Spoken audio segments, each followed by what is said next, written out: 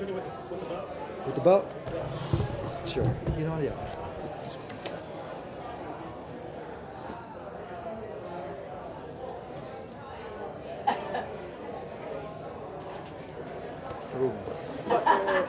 Let's go. Tell me this side.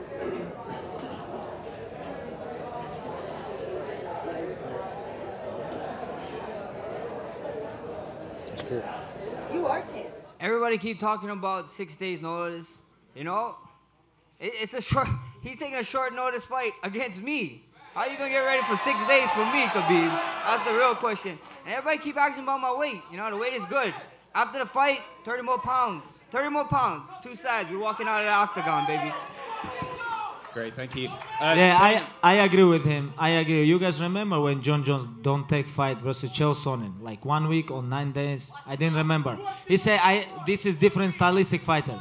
This, of course, for me, it's not easy to, everybody talk about him. He's right, you know, because I all the time focus to Tony. Now they give me one of the best, he have one of the best win streak of all time in UFC. He's not smaller than me. Now he's bigger than me. You know, I want to give him respect. He take this fight, but 1 week ago, he vacation, drink beer, everything. But hey, I am training for 5-round fight, you know. This guy have to knock me out. Hey, if he don't knock me out, I was getting ready. If this guy don't knock me out, it's gonna be big night for him. The injury it's gonna be big night. He have to knock me out, and that's it. How he gonna beat me? Hey, I've been training. He make tired all the time his opponents. He make tired all the time his opponents. Like Aldo, Pettis, like other guys. He make tired and he win. It is. How we gonna make? Hey, we're gonna find out Saturday night. How we gonna make? We're gonna find out Saturday night, baby. We'll see. Let's go. Sorry. You're on TSN earlier. You said Conor McGregor isn't going to be here on Saturday. As far as I know, he's not. No. Have you told him not to be here, or have you just heard that? No, of course, it would be awesome if Conor came. I mean, this is obviously a fight that is very important to him and his future. It'd be awesome if Conor was here, but no, I don't think he has any plans to be here. I don't know where they got that information from. You know, I have done so much for myself and for this sport, and I was the champion for a reason. I defended my title for the 5th time, and I'm going to win the belt one more time and becoming one of the baddest female fighters in the world. And watch me on Saturday. Be patient. I had to learn how to be patient till Saturday, I promise to you. But right now I want to be focused only on Rose. She's my next challenge. She's the champion. But I always make my dreams and goals come true. I'm not a weak person, and I will become a champion in 2 different divisions in the future. But right now I want to get back what belongs to me. Thank you.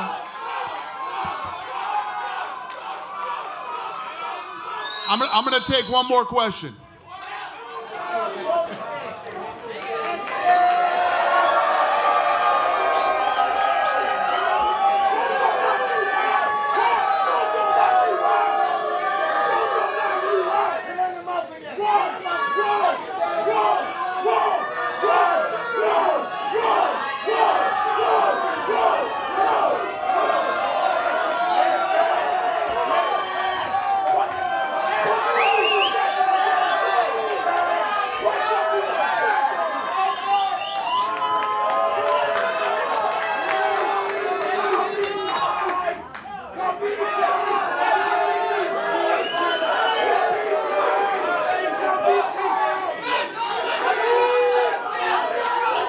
Tell us how much you weighed when you accepted the fight?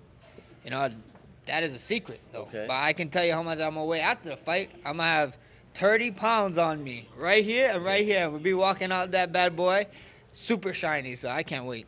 Could you tell us how much you weigh right now? That is also a secret, Wow. you know. Why so many secrets? Why?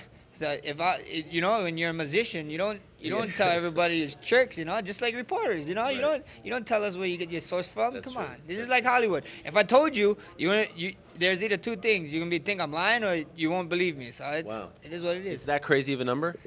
Maybe. Okay. Maybe. You know, one of the storylines going into the first fight was her really trying to sort of get into your psyche. She even, said that she thought that you were mentally weak, all that stuff. It doesn't seem like she's done that this time around. She doesn't tried to get under your skin or play those mind games. Have you noticed that, and do you have a reason as to why that might be?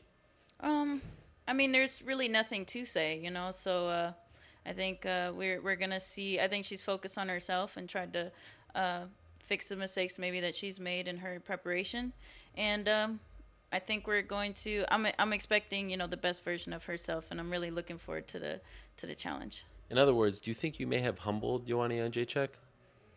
I don't know. I think so. I feel like after a performance like that, you gotta be humble, you know. Like that's you can't get knocked out and you know, not change something, right. You know. Yeah. Ariel Helwani in Brooklyn, New York, getting set for UFC 223 alongside Felice Herrick, Ray Borg, Michael Chiesa, Paul Felder, Karolina Kowalkiewicz, Brandon Moreno, Ragin, Ally Aquinta. I don't know how I feel about DJ anymore. You know, I looked up to him like when I was a kid. Yeah. So fighting him, it was like, oh my God, you know. And you know, usually it would have been like, you know what, it was an honor to lose to you. But after I met him and you know, I talked to him, I'm not a fan of him. Why? What happened? He's just, I don't know if he's trying too hard to be more marketable, but he's just a little bit more arrogant than what I thought. You know, I was actually excited to fight him, excited to meet him, but you know, he's just kind of a douche. Maybe vindicated isn't the right word, but when you saw what Yamasaki did or maybe didn't do in that Valentina Shevchenko fight, yeah. What did you think? Taking my issue with him aside, yeah. That guy's got to be out of the sport. I mean, that was disgusting. I mean, a referee's job is to protect the fighters first and foremost. It's not to enforce rules. It's not for him to make judgment calls or to let somebody be a warrior or whatever the hell he said. Your job is to protect the fighters, and he did not do a good job of that night. So, you know, who cares about what happened to me? You know, that girl seriously got hurt. You know, she got a torn ACL. She got, 300 strikes to the head. You know what I mean? That's disgusting. That makes me sick to my stomach. So, you know, I talked to Mark Ratner at the UFC Performance Institute. It was like, I threw a little quip out there about Yamasaki being here, and he's like, no, we'll never see that guy in the octagon again. So that's good news. So what do you make of Al? Somewhat polarizing figure in the sport? Yeah, man, he's Al. You know, he's one of those guys. I've met him before, too, when we were at the retreats. He's a dude from Long Island. These guys are what they are, you know what I mean? Everybody's got their quirks, and he's got his. It doesn't really bother me. You know, he's going to say some things, but then he said some good things about me. We both respect each other, I think, as tough opponents, but, you know, he calls me kiss ass and all that stuff. Man, just because I do commentary doesn't mean I'm a kiss ass. I'm not on the phone every day with Dana White having conversations. You know what I mean? It just doesn't work like that. It's not how it is. So whether he wants me to win or lose, I don't think it matters as long as the show goes on and it's exciting. Good to see you. Good luck on Saturday, and stay warm, please. That was a fake out. I was just saying stay warm, but we can shake. Usually you're not supposed to shake hands with the left. That's disrespectful. So I'll give you the pound instead. Yeah, because my hands are very sweaty. Oh, how is that disrespectful? I've never heard of that. Well, just look it up. I don't want to talk. It's not appropriate to talk about now. Oh, because that's the masturbating hand? No, that is not. Just look it up. Okay. We'll leave it at that. Shoot, I thought for sure I was right. No, okay, that is not it. Never mind. It's a different topic for a different day. Okay, I'll look it up for sure now. Thank you, Felice. Thank you. There it is, Raging Al. I have the best sign out of everybody. I agree. But really, where is your real sign? The printer printed 2 Anthony Pettis signs. You're kidding. They must like him a lot more than they like me. This didn't really happen. This really happened. What do you think? What is this? You know, what's the symbolism here? Big conspiracy. You feel like there's more to it? Came down from the top. Don't give Al a sign. Do you really think that? No. I kind of think that. Hey, I don't think so. I think everything's all right now. You don't have a sign. How is this possible? I don't mean to belabor the point, but they came up to me and they pulled me aside and they were like they gave me a sincere apology and they said we're rushing to the printer right now. We're gonna try to get it done in time. If not, I said, you know what? Don't worry about it. I bring my own freaking sign. And you made this? Yeah. I think it's way better. I think it's way better. This is you, man of the people. Yeah, from now on, I fight. I don't want no freaking sign. I'm gonna keep this forever. DIY. That's it. Did it myself. What was your reaction when you saw her lose to Rose? Because you beat Rose at UFC 201. Were you shocked by that? No, I knew that Rose can beat her, so I was not surprised. Really? Yeah. were you happy because since you have a win over Rose, maybe that would mean, you know, a shorter path to the title shot again? Yes, I'm happy because Jan I don't know how to say. She gets what she deserves. Okay. What do you mean by that? She's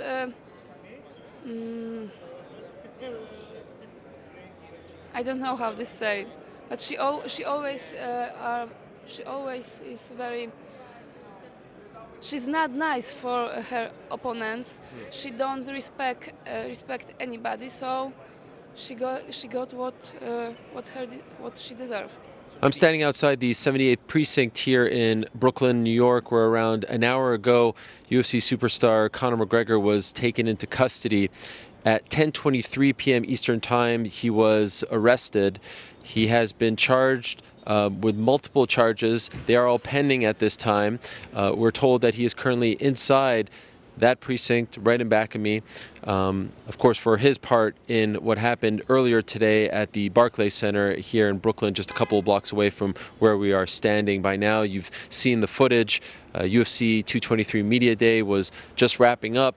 Conor McGregor and multiple members of his team, including UFC fighter Artem Lobov, arrived unannounced, were looking for someone, and eventually made their way to the loading dock and eventually made their way to one of the vans which was holding a bunch of the UFC fighters who were competing on the card and here at the arena for Media Day. One of the fighters on that van, Khabib Nurmagomedov, and it's clear at this time that McGregor and his team were looking for Nurmagomedov. They were here in retaliation for an incident that occurred 2 days ago at the Fighter Hotel where Nurmagomedov and members of his team cornered Artem Lobov, good friend and training partner of Conor McGregor, after Lobov made some comments about Nurmagomedov apparently that seemed to upset the UFC lightweight contender. So McGregor and his friends flew from Dublin to New York to retaliate, as I was told, and as a result surrounded one of the vans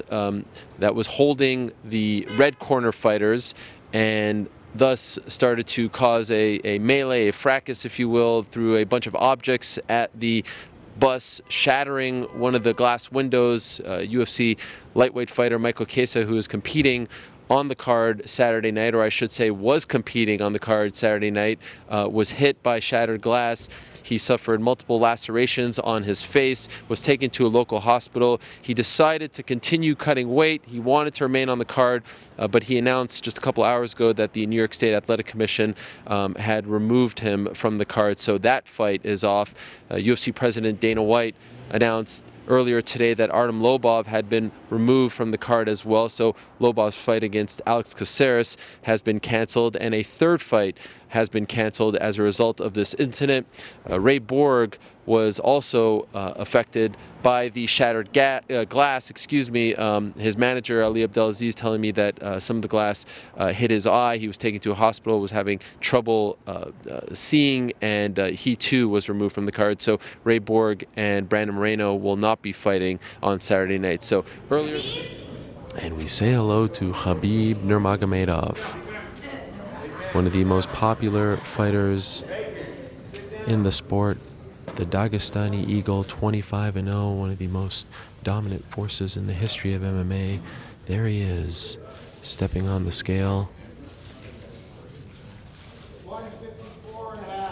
That's 154.5 for Khabib Nurmagomedov. He successfully makes weight, and that means one half of tomorrow night's main event is official. Of course, the real intrigue surrounds Max Holloway, but it has not been a walk in the park for Khabib Nurmagomedov over the years. Weighing in, we say hello now to the reigning defending UFC strawweight champion Rose Namajunas, and it is certainly good to see a smile on her face. She was also in that van yesterday, and multiple sources said that she was, quote, shaken up by the incident, but she appears to be in good spirits right now, stepping on the scale. And she hits her mark. That's 114.2 for Rose Namajunas. Of course, she won the strawweight title back in November right here in New York. And here she comes, Joanna Jędrzejczyk. Of course, so much drama surrounding her weigh-in last November. Prior to her first fight against Rose Namajunas, she blamed her performance on a weight cut gone wrong. Much intrigue surrounding whether or not she will make weight. We're about to find out. She is the pride of Poland, now fighting out of Coconut Creek, Florida. Here is Joanna on the scale.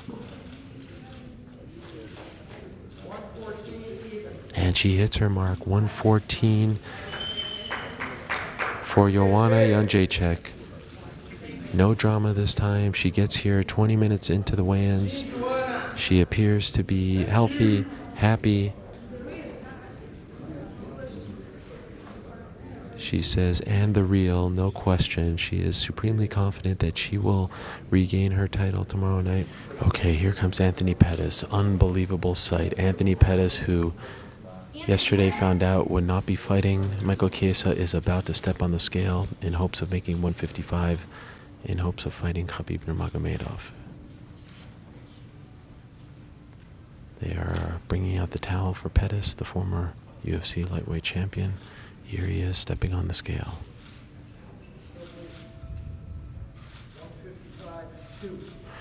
Anthony Pettis weighs 155.2 pounds. He seems pretty impressed. He has 2 hours now to drop 0.2 pounds. The last New Yorker on the UFC roster to not compete in his home state. And he hits his mark. That's 155.2 for Al Quinta yesterday at the media day. UFC forgot to print a banner for him. Danny, I don't even know what to say. I may have officially hit the wall. It is Friday night. UFC 223 is less than 24 hours away, Danny. And before I get to you, I feel like I need, at least for the audience and maybe for both of us, let's try to run down the timeline of events that got us to this exact moment, all right? Buckle up for this one. Last Thursday, 8 days ago, Tony Ferguson on the Fox slot in Los Angeles, doing interviews, the Colin Cowherd show, tweaks his knee, ends up being a serious knee injury, may or may not need surgery. But what we found out 3 days later to be exact, on Easter Sunday, was that the knee injury was serious enough to rule him out of UFC 223. The original main event for Saturday night's card, Khabib Nurmagomedov versus Tony Ferguson, for the 4th time now, had been canceled. So the UFC went into emergency mode. They reached out to Eddie Alvarez. They reached out to Brian Ortega. In the end, though, they reached out to Max Holloway, and he took the fight. Excuse me. Well, Max Holloway, who is the reigning defending UFC featherweight champion, had some weight to cut and was also getting over a pretty serious ankle injury. Of course, he was supposed to fight at UFC 222, and he suffered a serious ankle injury in February, and that ruled him out of the Frankie Edgar fight. He was hoping to return in July, but of course he took this opportunity. Okay, so we start taking that in on Monday. Tuesday, Holloway, Khabib are here. We're starting to hear reports about how much Holloway is weighing. He's cutting weight. We get to Wednesday, and we spoke at the press conference on Wednesday. It's an amazing scene in Williamsburg, Brooklyn. They're going back and forth. It's fun. But we did talk about the fact that maybe Max Holloway looked a little bit out of shape, breathing heavily. But okay, we're hopeful that things will, resolve themselves come Friday. Thursday, UFC holds its media day inside this very arena, the Barclays Center here in Brooklyn. It's about to wrap up. Everyone's happy with their content. At the face-offs, it was a great day. And we got some good interviews. Al Quinta, by the way, didn't have a sign. He drew a nice little Raging Al sign, getting ready for his Paul Felder fight, of course. And then we get word that Conor McGregor has arrived. And Conor McGregor is here with around 10 or so of his close friends, teammates, training partners. And then we find out that Conor McGregor and his team went to the loading dock, which is essentially underneath where we're standing right now, and they've surrounded one of the fighter buses that is holding the red corner fighters like Rose Namajunas, Khabib Nurmagomedov, Ray Borg, Michael Chiesa, Al Quinta, Karolina Kowalkiewicz, and others, and pandemonium ensues. Chairs are thrown, dollies are thrown, guardrails are thrown. Michael Chiesa suffers lacerations on his face as a result of an object that is thrown, the window. He's sitting inside the minibus, and he is sent to the hospital later on and eventually ruled out of his fight against Anthony Pettis. Ray Borg has glass enter his eye, suffers multiple cuts on his cornea, goes to the hospital. He is then ruled out of his fight against Brandon Moreno. Rose Namajunas, who is fighting on Saturday against Joanna Jędrzejczyk, she is visibly shaken. She is emotionally distraught, but she decides to stay on the card. Well, tons of footage emerges. It's very clear what happened. It is not a good scene for everyone, including Conor McGregor and some of his friends. All right, we get to Thursday night. We get to around 10:30. Conor McGregor turns himself in. He does so with a friend of his, Keen Cowley. They both turn themselves in just a few blocks from here, 78th Precinct in Brooklyn, New York, and they're both facing multiple charges. They stay overnight in police custody at the 78th Precinct.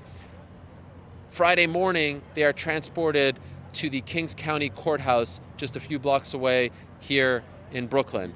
In the meantime, while Conor McGregor is literally being transported out of the police station in handcuffs, the UFC 223 official weigh-ins are going on. And what is happening during the weigh-ins? We get word, first off, that Max Holloway has been deemed medically unfit to fight, pulled from UFC 223. So now Khabib Nurmagomedov loses another opponent. Then we find out that Anthony Pettis, who was not planning on fighting after Michael Chiesa was ruled out of his fight, is going to show up, make weight, and attempt to fight Khabib Nurmagomedov on 24 hours notice. Anthony Pettis shows up. He weighs 155.2, and then we start to find out that he's not going to come back to make weight again, and there might not be a title fight. He might not be on the card. Negotiations go awry. Anthony Pettis is gone. Then we find out that the UFC has called upon Paul Felder, who's scheduled to fight Ally Quinta. However, the New York State Athletic Commission says, we don't like this matchup because of the rankings discrepancy. Paul Felder can't fight Khabib Nurmagomedov tomorrow night. And then we find out that Ally Quinta, New York's own Ally Quinta, is taking this fight on 24 hours notice. The lone New York-based UFC fighter, certainly the most popular one, who has yet to fight in his home state after everything he's been through. Raging Ally Quinta, a disciple of Matt Serra, who 11 years ago tomorrow shocked the world and defeated George St. Pierre at UFC 69. Raging Ally Quinta is now fighting Khabib Nurmagomedov on essentially 24 hours notice. However, he weighed 155.2 with his underwear. So we find out that Khabib Nurmagomedov is eligible to win the official lightweight title, but not Ally Quinta. Fast forward to the ceremonial weigh-ins just moments ago inside this arena, and Dana White announces that the UFC will recognize Ally Quinta as the champion if he pulls off the impossible and beats Khabib Nurmagomedov, sort of a people's champion, if you will. If you didn't think that the lightweight division title picture was confusing enough, it just got a hell of a lot more confusing. And in the midst of all of that, Conor McGregor emerges at the courthouse at around 3:30 or so Eastern time. He is arraigned. He is set free on a $50,000 bail, which was put in by Dylan Dennis, of all people. His training partner, Keen Cowley, also released on a $25,000 bail, and they are set for their next hearing on June 14th back here in Brooklyn. So, UFC 223 now will continue with 9 fights. It started with 13.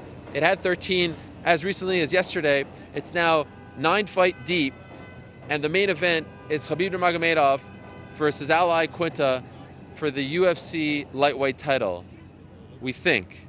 That's what we're told. Right. I mean, not to trash talk more, but she's very one-dimensional, you know? Like, I think she kicked me like a couple times, you know, and like she wasn't going to take me down. And, you know, like, I mean, I knew I throw a couple little flashy kicks, but it's really because, you know, everybody knows, like, if you're one-dimensional, like, it's an easy fight. So I just realized, like, she's not going to do much. So I was like, all right, she's going to try and box with me. I'm going to try and box with her. I'm going to have better head movement. I'm going to strike with her. I'm going to counter strike. And I didn't get her rhythm down. I just started out striking her because I just believe I'm a better striker. Sorry.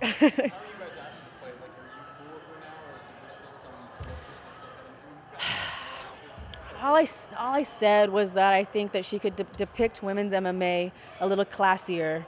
And then she said some probably raunchy remark. But at the end of the day, like, she can live her own life the way she wants to live it, you know? Like, I think she could be a better role model, and that's all I have to say. This fight, me beating her is not going to change who she is as a person, you know? I didn't, like, fix her, so it is what it is. I practice martial arts anyways. Fitness, health, just feeling good about yourself. I mean, honestly, I started doing martial arts because I was kind of a punk kid, man. You know, I wasn't doing anything. I wish I would have wrestled in college, but I wasn't doing anything to put myself there. And I was a great wrestler, man. I was really talented, you know. I could have done something, but it's a shoulda, coulda, woulda story, you know. So when I found martial arts, man, it was something. I stopped drinking. I stopped going out late at night. I stopped fooling around. I stopped, you know what I mean? I just started doing things with a little more integrity and caring about who I was and what I was doing around other people, man, being better to other people. So I mean, that's something that's really important to me about what I do in the gym. And then this is just kind of icing on the cake, man. And I sometimes, again, I get negative about, you know, money or the glory or all this other stuff, but it's just a fight, man. And it's a great opportunity to go make money. It's a great opportunity to showcase your skills. It's a great opportunity to introduce martial arts or fitness or, you know, something positive to somebody else. And that's kind of it, man. If I wasn't fighting, I'd still be in the gym doing what I'm doing, hopefully changing people's lives for the better, because it's kind of did it for me, man. Wrestling saved my life, and doing martial arts kind of continued it. You were on the bus on Thursday. Are you able to share what was going through your mind when that was happening? Conor this time went too far. He crossed the line because in this bus were women's like me, like Rose, and I don't know why they did it. But I am from Poland. I grew up in Łódź, so I'm okay. At first, what were you thinking? Because at first you probably didn't know that was Conor, right? So what was going through your mind? I didn't know what happened. One guy punched in the window very, very strong. She saw me. I don't look like Khabib, so I don't know why he did it. Were you scared? No. Like I said, I am from Poland. So I tell him for the other people, I don't want to disrespect people. I don't want to call names, but I think makes sense to do the winner of Frankie Edgar versus Cub Swanson, because we lost for Ortega, the three lost. So let's see who can win. I don't know. I want to test myself, you know, with the tough guys in division. If don't get me this fight, I take another. I don't choose fights, you know. I'm always look forward. I'm always look to test me against the best. This is the way I think. When did you start growing the stash? A long time ago. Yeah? You don't show like this, but a month ago. Okay. Yeah. And you're it's sad. I know it's sad. Like don't. Your significant other, she likes it? I don't know. It was kind of a dare to me. Don't worry, guys. It's gonna be gone at the end of the day, but not the fanny pack. Yeah. When did you start wearing? Is this something you've been wearing for a while? Because you wore Yes, for a month now. For a month and a half. Just a month? No, maybe more. I was wearing it in Orlando, and it started as a joke. And dude, when you have a fanny pack, like, that's it. You won't use anything else. That's right. And that's what happened. Man, like, more kicks from me, and I felt great. You could see me, like, she got out from the third round, and I was more than ready to go with every round. I could fight 10 more rounds. And at the end, every break, I was, like, on my feet, ready to go. And that's the thing. If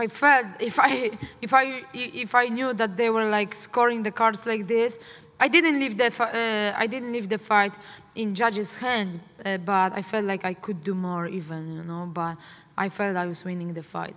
And do you think the performance you had tonight would beat anybody else in the division? Hey, come on! You can see the other female strawweights fighting and compare me to them. Come on, they cannot compare themselves to me. They cannot. They all are only jealous and talking too much, you know, all the time.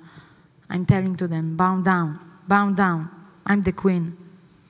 What was so difficult about the moment in the bus? And you know, we heard a lot of reports that you were pretty shaken up about it. What went through your mind, and what was so difficult about it for you? Well, the chair nearly came at my window. You know, thankfully to the bus driver, he was on point.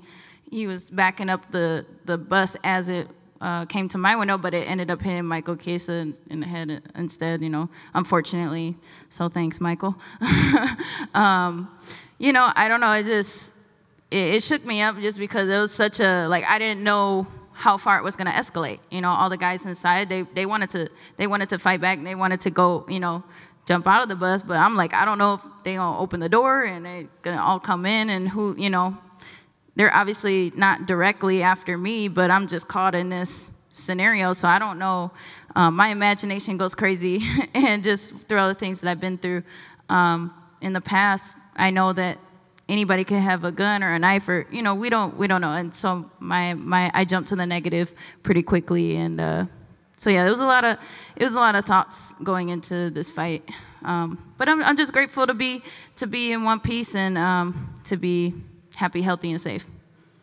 And you won the first 2 rounds of the fight, and then the only round they gave her was the third, and then you got the fourth and the fifth. When you lose that third round, what do you do to kind of? It seemed like maybe the momentum was shifting a little bit, then you got it back. What do you do there? I just kept saying I'm the best. Just kept saying that to myself, I'm the best. And eventually, I just let go of. Just had to accept that my feet aren't moving as well, or you know, I just kind of abandoned the game plan a little bit and just went out there and had fun and was just like, screw it, I'm just gonna slug instead of trying to be quick right now, because it's obviously not working. In rounds 3 and 4, which your coach and team isn't happy with, you were jab and move for a round in round 3, and then fight in bursts for round 4, trying out things that you haven't done before to get experience with them in the cage. Was that what was going through your head? You said you already wanted to get 25 minutes and all that. Was it to also try new techniques? I think it's because this week I watched too much Muhammad Ali and Fraser fight. I think that's why, because like only great fights make you a great athlete, you know. Like I think that's why I try to a little bit like move Muhammad Ali, but I have to watch how I move, you know, like jab, jab, move, jab, jab, not hard punch, jab, jab, move, jab, sometimes take down, jab, move.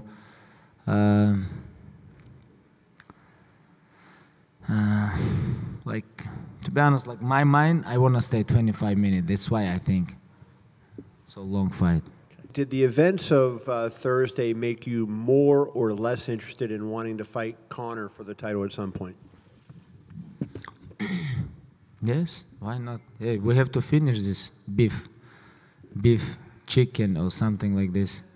He have to stop eat Burger Kings and, you know, you wanna fight, come. I told you guys, we're gonna make him humble. I told you guys, I'm gonna change this game, you know. And now only one champion. No more fake champions, no more champion who never defend his title or something like this. Now UFC have champion, and this champion wanna defend his title. You wanna fight? Come here. Inside the cage, come. Outside the cage, let me know, without camera, without like all this media or like this, like men, you know, like he come when a lot of security here, outside the bus, inside the bus, security here, don't let me go out. Like he tried to, hey, come out like this, like, why you need this show up? Like, let me know, and that's it. Anytime. I did want to ask you real quickly, I saw you talking with the commission cage side tonight. You know, she had done an interview and said that Paul Felder was never even presented as an option to the commission. Can you comment on it and clarify what happened? Yeah, let me tell you this. The commission was awesome. the commission was outstanding, and I want to thank them for hanging in there with us this week too. Yeah, I mean, listen, they have their rules and regs here, and it is what it is, you know. Okay. Seemed like some confusion, but. Huh? Seemed like some confusion that you had hoped to get Paul in there, but they said that it never even was considered. Yeah, and just to clear something up too, I don't want to give this guy any publicity because he loves it, but that greasy, slimy rat, Espinoza, talking about how we break the rules and all this other shit. What is that? What's that guy? Oh my God! Just keep trying to be HBO and don't worry about what the fuck we're doing. You slimy little rat. Saturday night ends up being a breath of fresh air for the UFC and the entire MMA community. No drama, no, crazy theatrics, which is what we've come to expect here in New York. It was pretty uneventful. Not to say that it was a boring night, but it just kind of happened. And that's okay sometimes in MMA.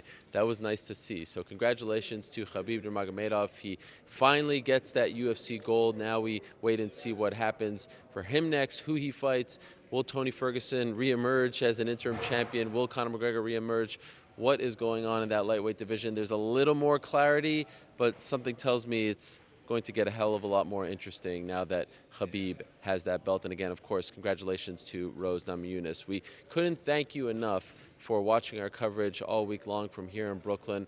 Who would have thought we would have ended up like this? Yeah. It had many ups and downs, but we appreciate you sticking with us every step of the way. It was certainly a memorable one.